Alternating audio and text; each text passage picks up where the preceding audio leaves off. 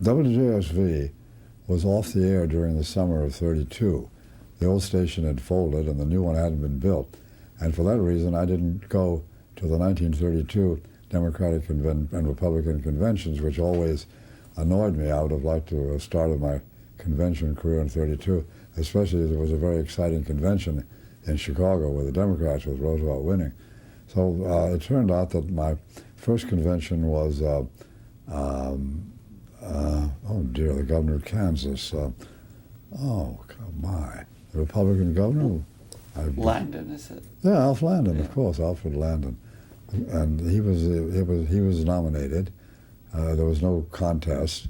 Well, it was an enormous job, and some people at CBS said that my boss, Paul White, the special events director, shouldn't entrust it to me, as I was untried and unknown and whatnot, virtually unknown.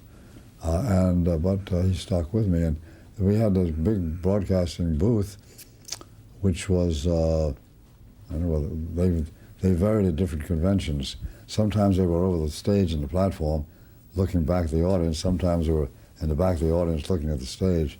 I don't remember which one this was.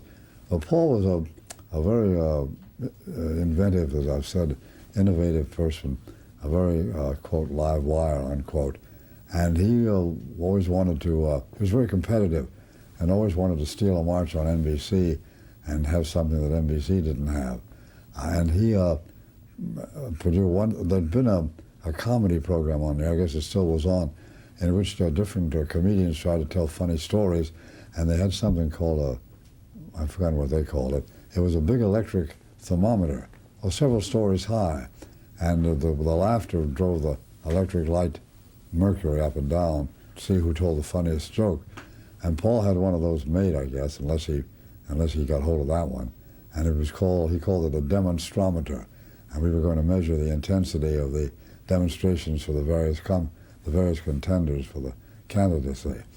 And then he had something he called, I forgot what he called it. It was a still camera, one of those big square, I guess, well, the Hasselblads, big camera on a tripod, and he fixed a microphone just under the camera so a technician could carry the tripod down through the aisle and put a delegate on the air and take his photograph at the same time and then mail it to him later. That was if you want to know about the beginning of television and conventions, it wasn't exactly television, it was still pictures, but that's really how it began in a way, you might say.